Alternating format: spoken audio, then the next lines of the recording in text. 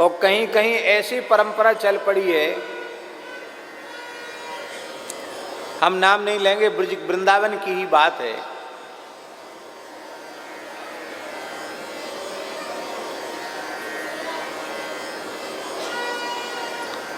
ब्रज में भी ये स्थिति है। जमुनापल्ली पार के एक गांव का ब्राह्मण, सनाड्य ब्राह्मण, एक ब्राह्मण को हमने देखा, उनकी आयु लगभग 70-75 साल की रही होगी, वृद्ध थे, एकहरा शरीर था। तो मैंने देखा गर्मी का समय था, उनके शरीर पर जनेऊ नहीं। तो हम तो जानते थे कि पंडित जी हैं, ये अमुक गांव के हैं, जमुनापल्ली पार के। तो हमने कहा कि पंडित जी आपने जनेऊ नहीं पहन रखा है। तो ब्रजवासी हों, वो बाबा आप पतो ना है, या को ब्याह ना है भयो। राम राम राम, ब्याह नहीं हुआ तो 70-72 साल की उम्र में जनेऊ भी नहीं। कितने दुर्भाग्य की बात है। हम अपने ऋषि गोत्र भूल गए। क्या गोत्र है? बोले हम तो उपाध्याय हैं। उपाध्याय कोई गोत्र होता है क्या? जैसे साधुओं की टकसार होती है, ऐसे ब्राह्मणों की भी टकसार होती है। तब पता चलता है कि हाँ ब्राह्मण है कि नहीं।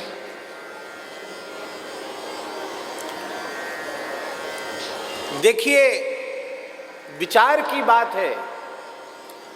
1100-1200 वर्ष का गुलामी का काल, परतंत्रता का काल हमारे पूर्वजों ने भोगा।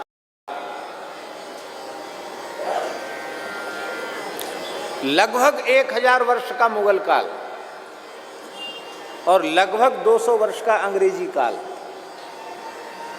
ये हम खूब खुल करके बोल रहे हैं। इतने बड़े काल में भी हमारा ब्राह्मणत्व नष्ट नहीं हुआ और देश के स्वतंत्र होने के बाद बड़ी तेजी से विप्रत्व नष्ट होता चला गया।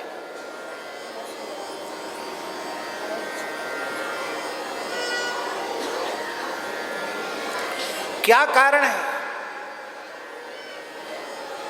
मुगल काल में हिंदुओं की भावना को आहत करने की दृष्टि से यदा कदा आसुरी प्रवृत्ति के म्लेच्छ गोवध कर देते थे, लेकिन गोमांस का विक्रय नहीं होता था। बूचड़खाने नहीं थे, कट्टी घर नहीं थे, गोमांस का निर्यात नहीं होता था। अधिकांश लोग गोपालक और गोभक्त थे। हिंदुओं के खानदान में जो कसाई होते थे, हिंदू कसाई भी तो होते हैं, वो अन्य पशुओं का वध करते थे, पर हिंदू कसाई कभी गोवध करता नहीं था। हिंदू कसाई भी कहते थे यदि हमने ऐसा कहा हो तो हमको गाय मारने का पाप लगे।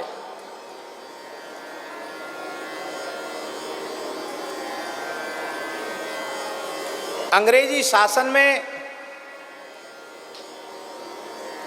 बड़े पैमाने पर गोवध शुरू हुआ, गोमांस निर्यात शुरू हुआ और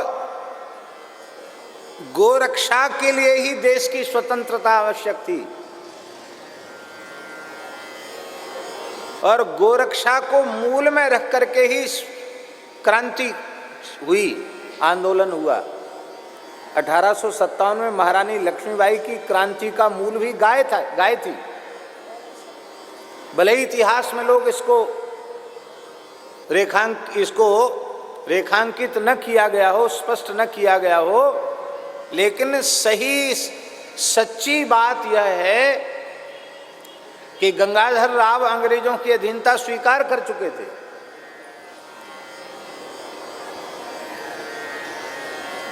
और स्वाभाविक था कि लक्ष्मीबाई को विरोध करने की आवश्यकता नहीं थी।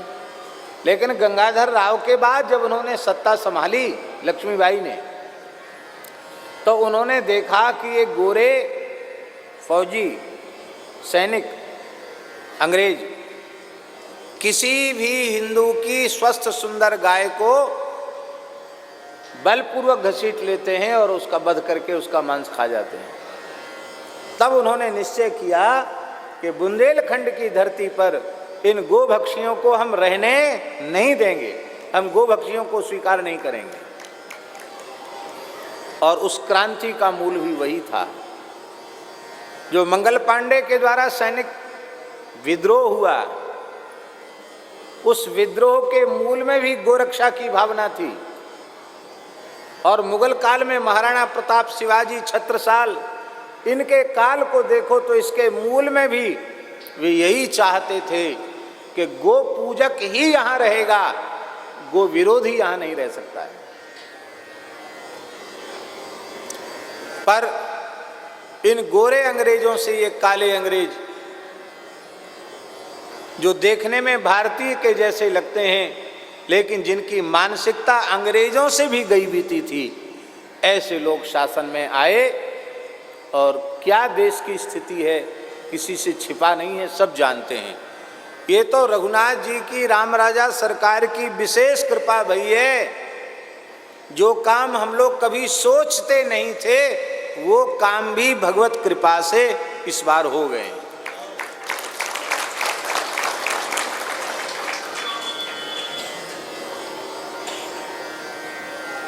और हम विश्वास व्यक्त करते हैं कि सब लोग जागृत हों, सब लोग सन्नद्ध हों तो जरूर ऐसा भाग्यशाली क्षण हमारे देश में आएगा जो भारतवर्ष की धरती गोवध के कलंक से मुक्त होगी। और जब गोवध के कलंक से ये भारत की धरती मुक्त होगी तो फिर विशेष कोशिश नहीं करनी पड़ेगी, ब्राह्मणों का ब्रह्मत्व अपने आप जागृत हो जाएगा। क्यों?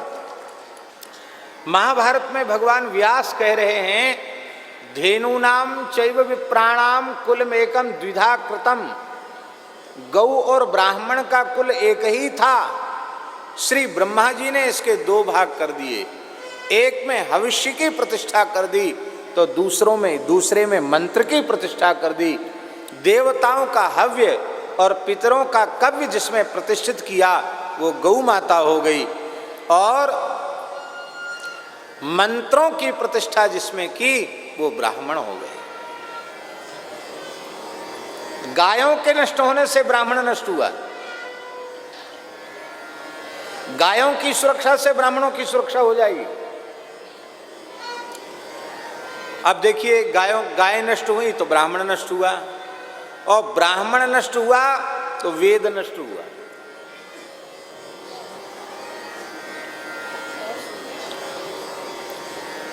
महाराज जी, वेद जो है वो आधेय है, और उसका आधार क्या है, आश्रय क्या है? ब्राह्मण। हाँ, वेदों का आधार आश्रय ब्राह्मण है। ब्राह्मण नष्ट हो जाएगा तो वेद रहेगा कहाँ? तो गाय के नष्ट होने से ब्राह्मण नष्ट हुआ, और जब आधार ही नष्ट हो गया तो वेद रहेगा कहाँ? ब्राह्मण के नष्ट होने से वेद नष्ट हो गए।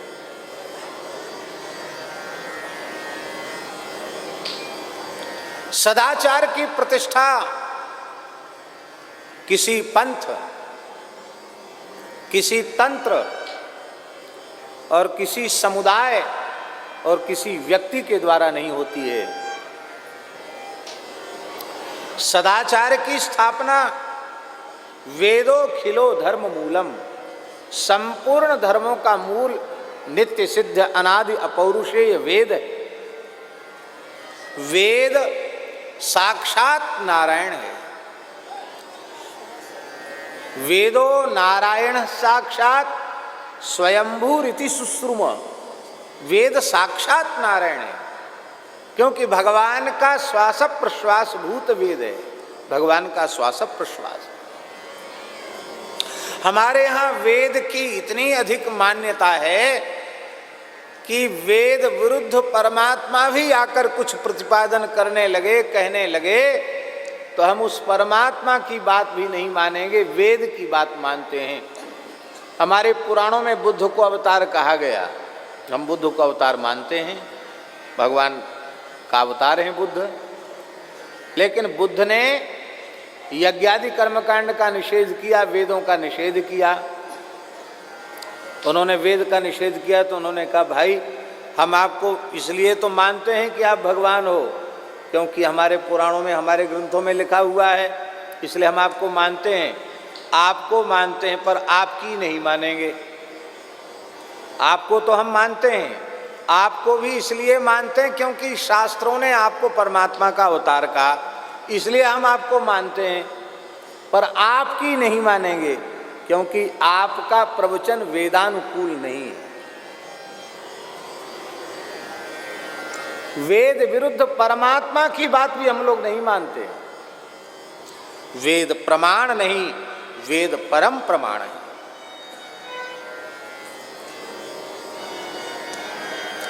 श्री उदयनाचार्य जी का, जो इस देश के महान विद्वान थे, नैयायिक थे, बौद्धों के साथ उनका शास्त्रार्थ हुआ और वे इतने प्रकांड विद्वान थे कि उनके सामने बौद्ध ठहर नहीं पाए। उस काल में बौद्धों में बड़े बड़े विद्वान थे। जब वे परास्त हो गए तब उन्होंने दूसरा तरीका चुना। बोले हम वेद को प्रमाण नहीं मानते, आपने हमको अपने तर्क से निरुत्तर तो कर दिया, लेकिन हम आपके वेद को, आपके सिद्धांत को प्रमाण तब मानेंगे आप इस पहाड़ पर चढ़ जाओ और पहाड़ की चोटी से कूद पड़ो, ये कह कर के यदि वेद प्रमाण है और वेद प्रतिपादित परमात्मा प्रमाण है, ईश्वर प्रमाण है, तो मेरी सुरक्षा हो, ऐसा संकल्प करके आप कूद पड़ो। यदि आप बच जाओगे तो हम बौद्ध धर्म त्याग करके सनातन धर्म को स्वीकार करेंगे। उनको विश्वास नहीं था, उनके मन में ये था कि ये उत्साही विद्वान है और ये धर्म के आवेश में अपने प्राण दे डालेगा और हम लोग निष्कंटक हो जाएंगे, क्योंकि इसी के भय के मारे हमको नींद नहीं आती है। उदयनाचार्य जी आधी धोती पहने थे, आधी ओढ़े थे। तुरंत उन्होंने ओढ़ी हुई धोती को कमर में लपेटा, कमर कसी, शिखा में ठीक से ग्रंथि लगाई, चढ़ गए पहाड़ पर और उन्होंने चिल्ला करके कहा यदि वेदा प्रमाणा स्युः तरी में रक्षा भवेत। कह करके जैसे ही वे कूदे, यदि वेद प्रमाण है तो मेरी रक्षा हो। कूद पड़े पहाड़ के ऊपर से और उनको खरोंच तक नहीं आई, एकदम स्वस्थ बने रहे। केवल उनके बाएं पैर की कन्नी उंगली थोड़ी सी छिल गई, उसमें चोट आ गई। बाएं पैर की कन्नी उंगलियां तो जानते हो कि नहीं? कनिष्ठिका, छोटी उंगली बाएं पैर की है जी, वो छिल गई थोड़ी सी, तो वो भी उनको सहन नहीं हुआ। वो भगवान जगन्नाथपुरी क्षेत्र में ये शास्त्रार्थ था। वो जगन्नाथ जी के वहां पहुंच गए लड़ने के लिए। आचार्य जगन्नाथ जी से लड़ने पहुंच गए।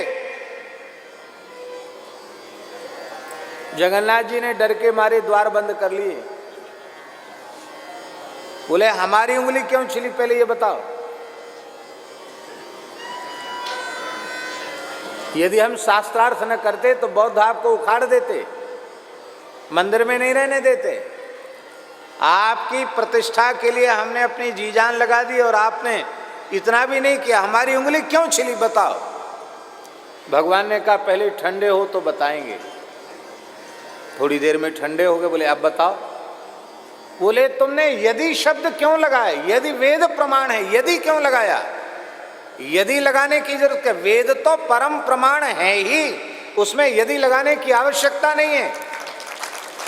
तुमने यदि शब्द लगाया, इसी के कारण इतना प्रायश्चित आपको भोगना पड़ा, आपकी उंगली थोड़ी छिल गई। ऐसी वेद की महिमा है। गाय के नष्ट होने से वेद नष्ट हुआ, ब्राह्मण नष्ट हुआ, ब्राह्मण के नष्ट होने से वेद नष्ट हुआ और वेदों से ही सदाचार की स्थापना होती है। सदाचार की स्थापना के मूल में वेद ही तो प्रमाण है। किम कार्यम किम अकार्यम, क्या करना चाहिए क्या नहीं करना चाहिए, इस संबंध में प्रमाण क्या है?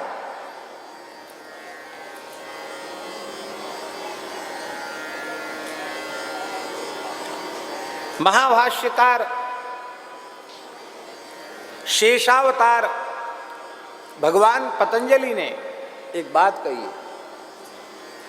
उन्होंने कहा सिद्धांतो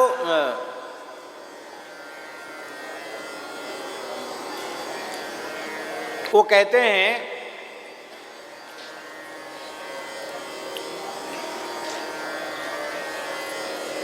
सिद्धांतो वैद का सिद्धा लोकाश लौकिका। वो कहते हैं कि लोक के शब्दों का ज्ञान लोक से हो जाएगा, लोक का व्यवहार से हो जाएगा। सिद्धा वेदास वैदिका, वैदिक शब्दों का ज्ञान वेद से हो जाएगा। फिर इस धर्म को आप इतना महत्वशाली क्यों बता रहे हैं? तो उन्होंने बड़ी प्यारी बात कही, तत्र धर्मेण धर्म नियमक क्रियते, तत्र शास्त्रेण धर्म नियमक क्रियते। शास्त्र के द्वारा धर्म का नियम किया जाता है, क्या करना है क्या नहीं करना है, इसी को सदाचार कहते हैं।